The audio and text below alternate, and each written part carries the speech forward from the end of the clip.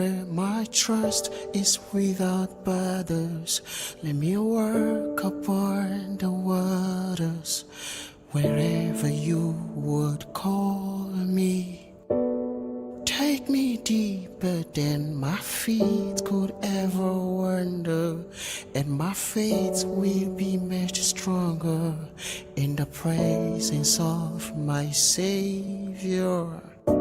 Spirit, lead me where my trust is without borders.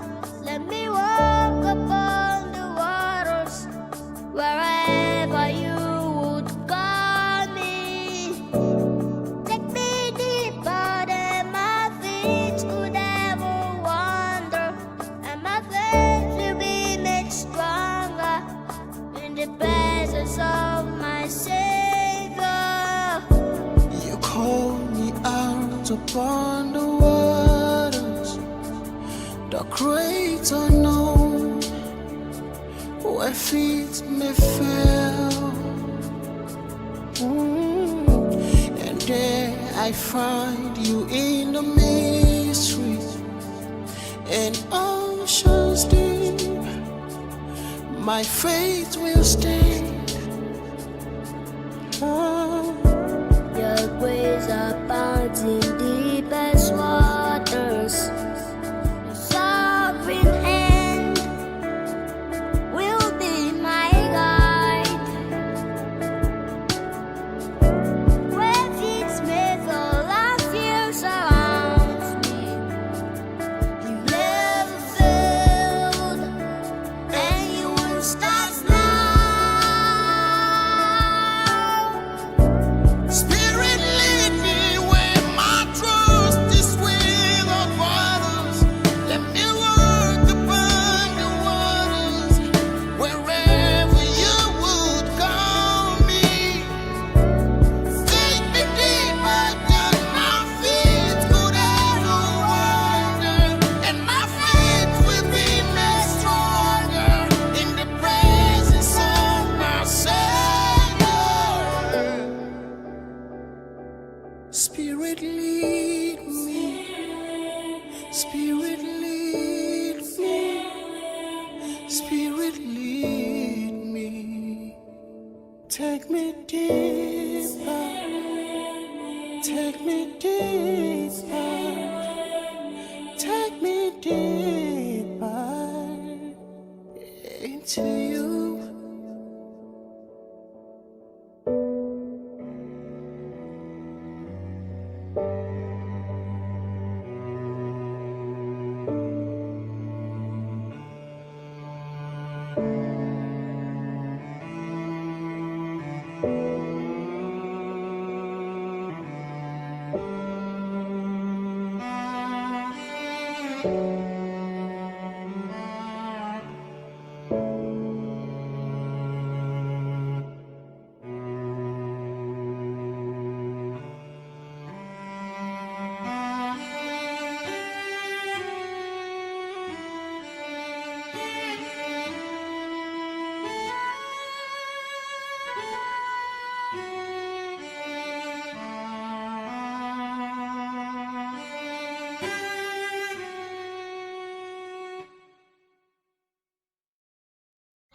Porque tu diseño es la generosidad y sabemos que deseas seguir manifestándola. Ahora puedes hacerlo directamente en Banco HSBC o tiendas de conveniencia como Oxxo o Farmacias Guadalajara. Saludos, iglesia. Saludos, Iglesia Conquista. Un domingo más, domingo 20 de diciembre. Ya faltan solo 11 días para que termine el 2020. 2020 también es un año bueno, porque para los que estamos en Cristo, todo es bueno cuando viene de parte de Dios. Entonces, estamos a punto de finalizar este año, pero también a punto de comenzar el año que viene. Y vamos a terminarlo y vamos a comenzar siendo edificados con un mensaje, con una predicación. Y precisamente el propósito de un mensaje o el propósito de una predicación básicamente tiene que ver con equipar, tiene que ver con edificar. ¿A quiénes?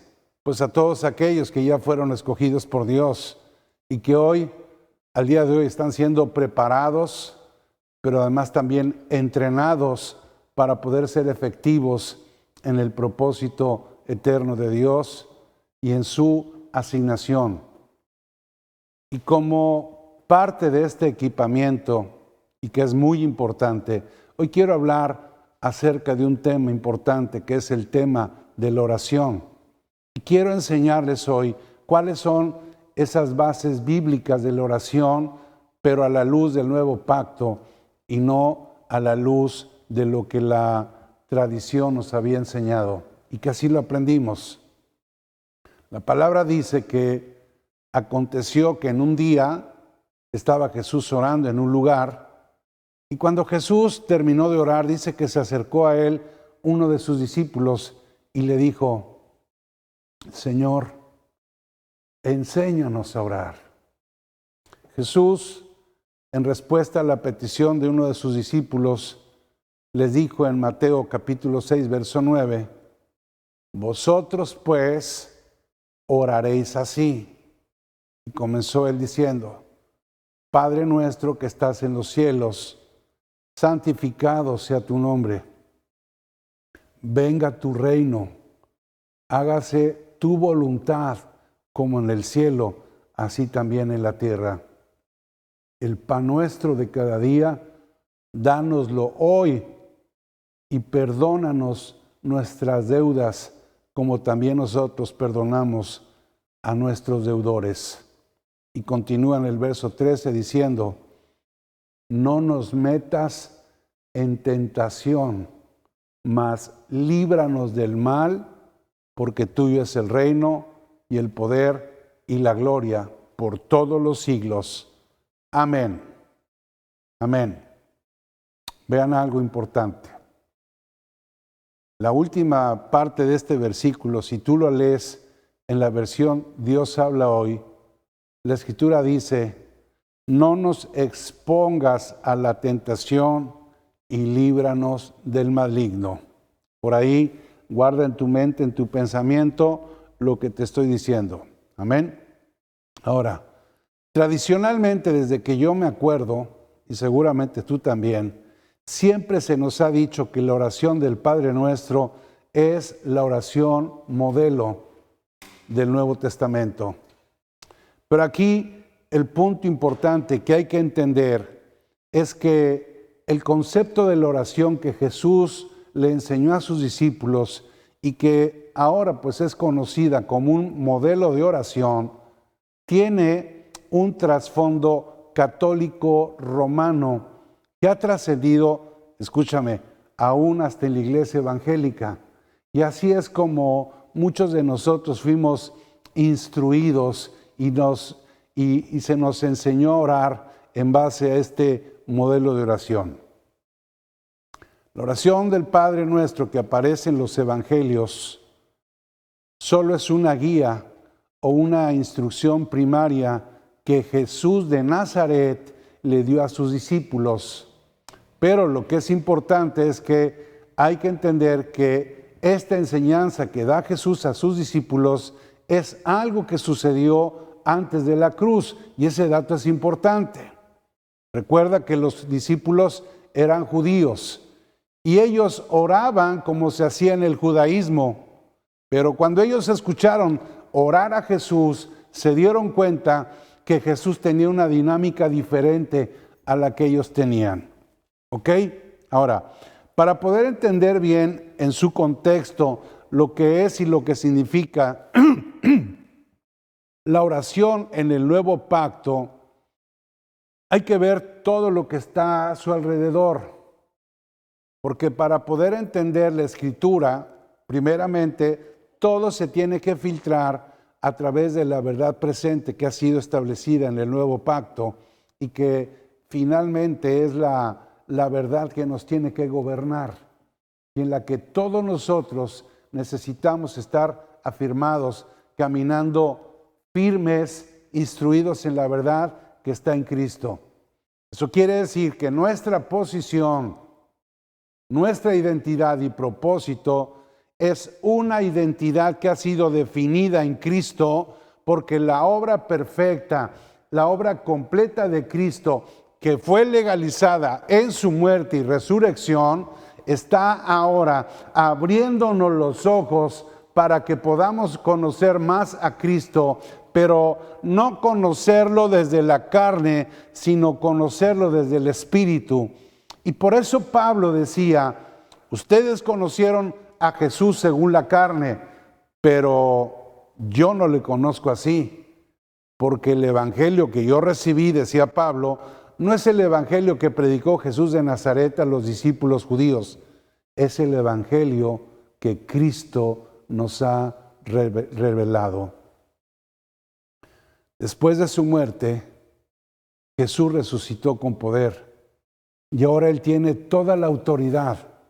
Entonces, si nosotros nos afirmamos en la verdad presente y no filtramos la palabra a través del filtro del nuevo pacto, podemos caer en el error de pensar que todo lo que está escrito en el Nuevo Testamento pertenece al nuevo pacto.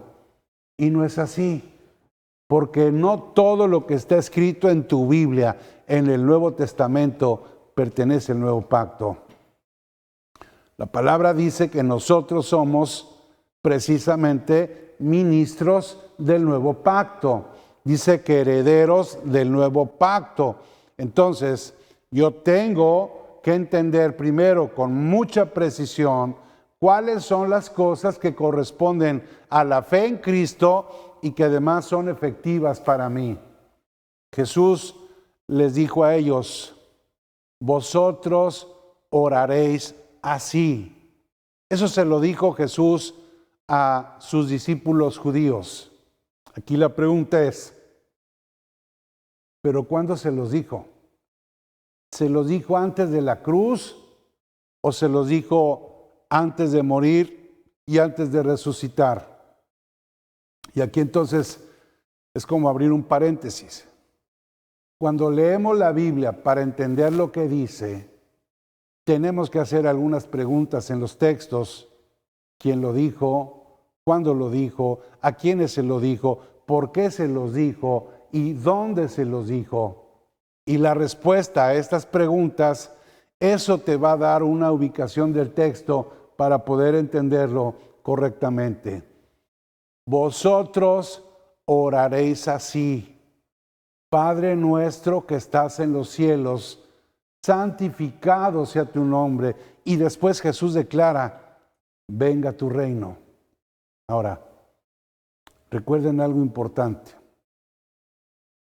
¿Hablamos antes de la cruz o hablamos después de la cruz? Después de la cruz, ¿el reino ya vino? Sí, pastor, el reino ya ha sido establecido. Cristo vino, trajo el reino, por eso el reino ya está entre vosotros. Jesús se levantó con poder, venció a la muerte, venció al pecado, al diablo y nos libró de la maldición. Y ahora Cristo es el que reina. Amén. Cristo reinó ayer, Cristo reina hoy y reina mañana, porque Cristo es rey de un reino que es eterno. Entonces, es importante entender que antes de la cruz, la tierra y la humanidad no tenían presencia efectiva del reino, sino que ellos seguían esperando al rey.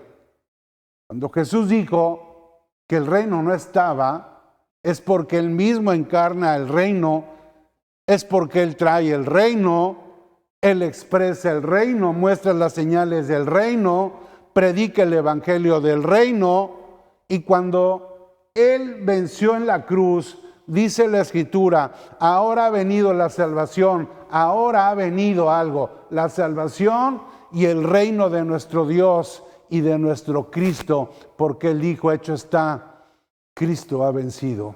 Amén. Antes de la cruz, claro que teníamos que orar diciendo, venga tu reino. Pero después de la cruz, cuando cuando ya el Rey vino, cuando ya el Rey recupera el dominio de todas las cosas, es porque el reino ya está entre nosotros. Por eso cuando nosotros nacimos de nuevo, ¿a dónde entramos? Entramos al reino de Dios, porque el reino está presente. Y hablamos, como les dije, de un reino que es eterno, que es para ahora, pero también es para siempre.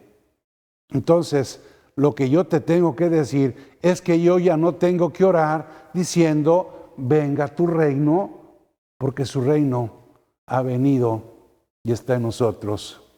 Ahora, nuestra oración, en lugar de decir, venga tu reino, tenemos que decir, expresa tu reino, extiende tu reino a través de nosotros, porque nosotros ahora somos los ciudadanos del reino y vivimos en el reino que es eterno.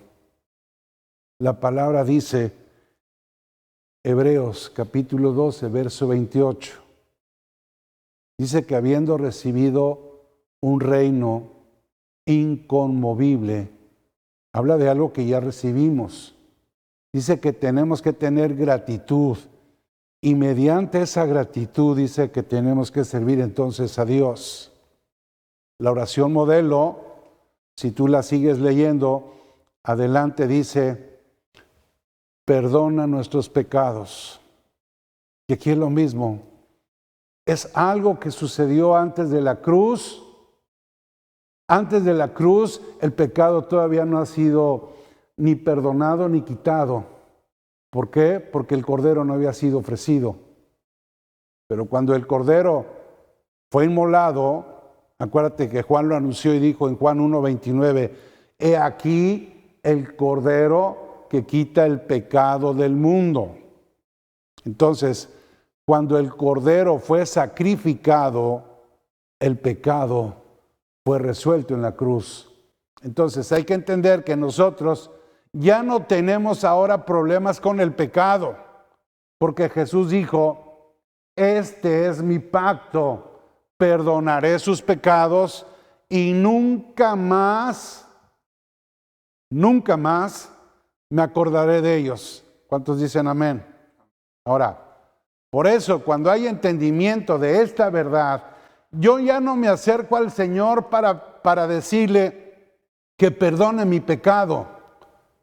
Pero cuando no hay entendimiento, todavía hay mucha gente orando todo el tiempo pidiéndole al Señor que perdone sus pecados. Tú y yo ya fuimos perdonados. Por eso tú y yo ahora tenemos que entender que estando en Cristo somos tratados como hijos justificados y no como pecadores perdonados. Porque en la cruz el pecado fue quitado, fue cancelado y sus maldiciones también fueron eliminadas. Por eso es que estamos ahora nosotros en el reino. Pero para los que están todavía, y hay muchos, en la potestad de las tinieblas, sin Dios y sin Cristo, todavía están cautivos en el pecado, pero nosotros no. Jesús dijo también en esta oración modelo, danos hoy el pan nuestro de cada día. Yo te hago una pregunta. Si tú estás en Cristo,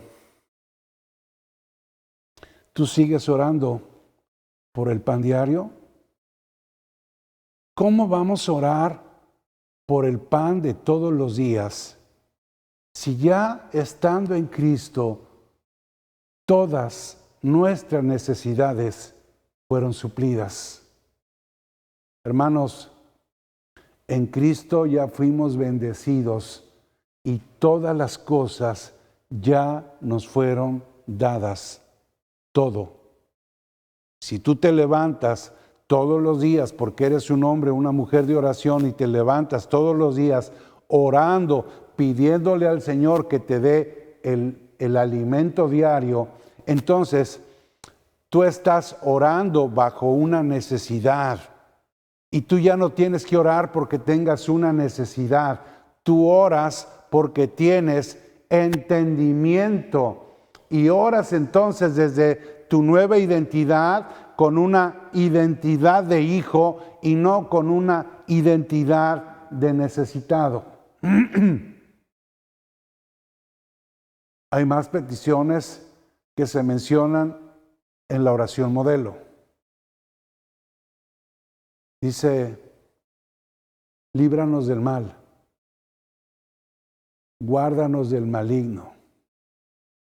La Biblia dice, no lo dice el pastor, lo dice la Biblia, dice que todo aquel que es engendrado de Dios, Dios le guarda. ¿Y sabes qué? El maligno no lo toca. Amén. Ahora, esto que estoy diciendo es una verdad que está derribando una mentira. Y es importante darla a conocer porque en la iglesia evangélica todavía sigue practicando este tipo de oración porque muchos de ellos siguen teniendo una mentalidad católica romana. A veces muchos evangélicos, aunque salieron de los católicos, siguen teniendo la misma mentalidad que tenían y lo único que están cambiando es que ahora en lugar de ir a misa, ahora van al culto. Hermanos, Cristo no vino a cambiarnos de religión, vino a cambiarnos de mentalidad y ahora nos dio una mentalidad de reino y fuimos trasladados de la potestad de las tinieblas al reino de su amado Hijo.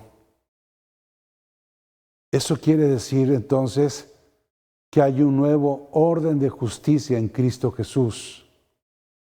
Él les dijo antes de la cruz, antes, vosotros oraréis así, porque ahora, después de la cruz, nuestra oración tiene que cambiar, porque ahora nuestra base ya no parte de una relación con Dios, parte de una comunión con Él. No es lo mismo tener comunión con Dios que tener relación con Dios. Tú puedes relacionarte con una persona y conocer muy poco de ella. Pero sin embargo, si tú tienes comunión con alguien, te aseguro que es porque tú lo conoces mucho más. Yo tengo esa coinonía con Dios porque yo estoy en Cristo y por la comunión que ahora tengo yo con mi Padre, pues por eso mi oración entonces tiene que ser totalmente diferente. Si tú quieres saber cómo es que tengo que orar en el nuevo pacto, yo te invito a que escuches, leas e incorpores a tu manera de orar la manera como lo hicieron los apóstoles después de la cruz. A esos discípulos, a los mismos discípulos que Jesús les dijo, vosotros oraréis así. Cuando tú leas, por ejemplo, la oración que se menciona en Judas, en el libro de Judas, en las cartas de Pedro o de Juan, y tú estudias las oraciones que hay en todas las cartas apostólicas de Pablo, te vas a dar cuenta que ellos ya no repetían el Padre Nuestro y tampoco pedían lo que el Padre Nuestro dice. Hagan un recorrido. Busquen en Romanos, en Corintios, en Efesios, en Filipenses, en Colosenses, Primera de Tesalonicenses, en Judas, en Hebreos, en Primera de Pedro, en Segunda de Pedro y aún en el libro de Apocalipsis y en todas las oraciones que tú encuentres, todo lo que tú veas, nunca vas a encontrar elementos, ni uno solo, que sean parte de la oración modelo. ¿Cuál era la oración? La oración de Pablo. Hay una oración de Pablo muy especial en el libro de Colosenses, capítulo 1, verso 9. Fíjate cómo dice. por lo cual también nosotros, desde el día que lo oímos, no cesamos de orar por vosotros y de pedir que seáis llenos del conocimiento de su voluntad en toda sabiduría e inteligencia espiritual.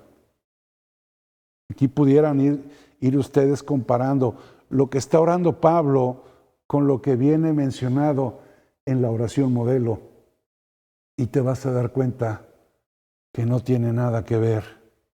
Aquí Pablo, en este versículo, están condensadas las peticiones y la oración que Pablo y Timoteo hicieron o que estaban haciendo en favor de la iglesia. Por eso es importante entender el trasfondo del contenido de la carta a los colosenses. Colosas fue una iglesia que se desarrolló en un ámbito greco-romano, que eran en su mayoría personas que se convirtieron del paganismo y se convirtieron al judaísmo, pero que ahora, además, muchos de ellos han abrazado la fe en Cristo, y es precisamente en esa comunidad donde se comienza a desarrollar la iglesia, que en ese tiempo estaba enfrentando varios peligros que estaban amenazando la salud espiritual de la iglesia. Tres cosas o tres grandes peligros estaban atacando en ese entonces a los creyentes de Colosas. Uno era el gnosticismo pagano.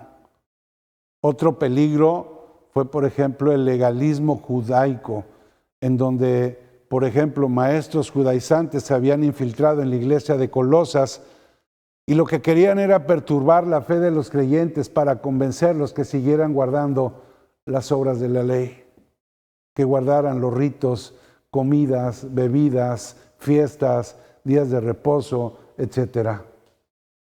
Y Pablo, que estaba bien despierto, es que Pablo comienza a confrontarlos y dice en el capítulo 2, en el verso 14, fíjate lo que dice. Dice que Cristo en la cruz anuló esos decretos. Y dice, ahora nadie os juzgue en comida o bebida, porque en Cristo dice, en Cristo Jesús no hay ni circuncisión ni incircuncisión, sino una nueva creación. Amén. Esta carta a los colosenses, digamos que fue determinante para combatir el legalismo judaizante que quería mezclar la gracia con la ley y querían mezclar el nuevo pacto con los rudimentos del viejo pacto. Por eso la carta a los colosenses es importante que la leas y que la estudies. Pero había un tercer peligro y fue la infiltración del humanismo. Y estos tres peligros juntos y muchos más son los problemas que tenía la iglesia. Hablo de problemas. Además de todo esto que eran problemas en la iglesia, había un ambiente hostil en el que estaban viviendo simplemente por causa de la persecución de la iglesia. Los querían matar a todos. Imagínate el panorama. Ahora, recuerden que todas estas cartas fueron escritas en un escenario de persecución, de dolor y, digamos, de hostigación. Por eso, muchos de estos creyentes tuvieron que ir a otros lugares. Salieron huyendo de la persecución. ¿Y sabes qué? Dejaron sus familias, dejaron sus bienes, sus propiedades, sus negocios y empezaron a habitar en comunidades dispersas, de modo que el problema que tenían no solo era un problema doctrinal, era también un problema que se hizo social. Entonces, todo esto te lo estoy diciendo para que tengas un punto de referencia. Y aquí yo te pregunto, ¿tenía problemas los creyentes de Colosenses? ¿Tenían problemas? Sí, los tenían. Pero con todo eso, Pablo nunca oró por sus problemas. Y aquí es en donde viene la enseñanza. Hoy, al día de hoy, 20 de diciembre, la iglesia generalmente cuando ora, ¿sabes cuándo es? Cuando tiene problemas. Lo interesante es que los discípulos no oraron porque tenían problemas, ellos oraban porque tenían propósito. Hoy, y no te hablo de unos cuantos, la mayoría de creyentes, y lo digo tristemente, lo que más los motiva a orar, ¿sabes qué es?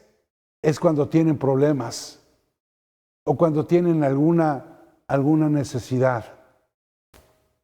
Entré en crisis, wow, entonces tengo que orar. No, nosotros ya no oramos en crisis. Nosotros oramos en Cristo, porque entendemos que estando en Cristo estamos completos, estamos bendecidos y somos victoriosos. No importa cuál sea mi situación fuera de mí, lo que me rodea.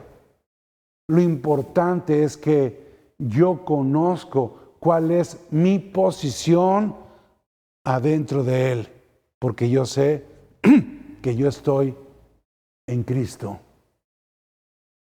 Esta carta que Pablo escribe a los colosenses dice en el verso 9, por lo cual dice desde el día que lo oímos. ¡Wow! ¿Y qué fue lo que ellos oyeron? Pablo, por medio de Epafras, se enteró de los problemas de la iglesia de Colosas. Y Pablo dijo, fíjate lo que dijo Pablo, no dejamos de orar por ustedes. ¿Qué es lo que Pablo estaba orando? ¿Qué es lo que Pablo le pidió a Dios en esa oración apostólica? Habló de que tenían grandes problemas. Los estaban persiguiendo, los querían matar. Escucha lo que Pablo oró. Pablo oró a Dios. Pido que todos ellos sean llenos del conocimiento de Dios, en toda sabiduría e inteligencia espiritual, para que andéis como es digno del Señor, agradando a Dios en todo, llevando fruto en toda buena obra, creciendo en el conocimiento de Dios, fortalecidos con todo poder, conforme a la potencia de su gloria, para toda paciencia y longanimidad, con gozo, dando gracias al Padre que nos hizo aptos para participar de la herencia de los santos en luz, el cual nos ha librado de la potestad de las tinieblas y trasladado al reino de su amado Hijo, en quien ahora tenemos redención por su sangre, el perdón de pecados. Iglesia Conquista, ¿pidieron por pan? No. ¿Pidieron algo a Dios en contra del diablo? No. ¿Pidieron perdón por sus pecados? No. ¿Qué le pidieron a Dios? Le pidieron a Dios que fueran llenos del conocimiento de Dios en toda sabiduría e inteligencia espiritual, para que entonces anduvieran como es digno del Señor, agradándole, dice, en todo, llevando fruto en toda buena obra, pero creciendo en el conocimiento de Dios. Este es un buen ejemplo de una oración que tiene un fundamento apostólico. No es lo mismo orar con un fundamento apostólico que orar con un fundamento de necesitado. Y lo que te quiero decir es que no le pidas a Dios que te dé fruta. Pídele a Dios que tú des fruto. Y eso es diferente. No le pidas a Dios que te perdone lo que ya te perdonó y que ya inclusive ya no tiene memoria. Ahora, en lugar de pedirle perdón a Dios, pide entendimiento, porque entendimiento te va a permitir ver lo que no ves y escuchar lo que tú no has escuchado. Hoy tú entiendes que ahora habitas en el reino del amado Hijo de Dios y entiendes que recibiste perdón de pecados, que recibiste la redención por su sangre y salvación. Entonces, yo oro a Dios para que la iluminación de Cristo alumbre tu entendimiento, para que comprendas lo que significa la obra consumada de Cristo. Iglesia Conquista, esta parte es importante porque somos una iglesia de oración, pero tenemos que ser una iglesia de oración que tiene un fundamento en una oración apostólica establecida en el nuevo orden del nuevo pacto, que caminamos no conforme a nuestras necesidades o determinados por los problemas que tenemos, no, oramos para que el Señor nos dé iluminación y nuestro entendimiento ahora sea mayor para que podamos ver al Cristo que nos habita y que podamos así cumplir la asignación y el llamado que todos tenemos. Padre, yo te doy gracias porque este mensaje, Señor, nos enseña a movernos, Señor, conforme es tu propósito eterno para caminar juntos, Señor, iluminados por causa de tu Espíritu, Dios, a través de nuestra vida, para que podamos poder ver con más claridad la vida de tu Hijo amado. Gracias, Padre, porque no caminamos conforme a un problema o conforme a una necesidad. Gracias te doy, Señor, porque esta congregación camina conforme al propósito eterno. Amén. Iglesia, este tema de oración, por ahí es una serie que tiene 2 o 3 secciones y vamos a estar siendo entrenados en esta forma de orar con entendimiento y no con necesidad. Entonces, seguimos avanzando, seguimos creciendo en Cristo Jesús. Saludos, los extraño, los amo, los quiero ver y nos vamos a ver muy pronto. Bye. Hola, el día de hoy quiero invitarte a que nos sigas en nuestras redes sociales. Búscanos como Iglesia Conquista y regálanos un like en Facebook, síguenos en Twitter, agréganos en Instagram y suscríbete a nuestro canal de YouTube. No lo olvides, cada que compartes un mensaje, tus familiares y amigos reciben una palabra de bendición.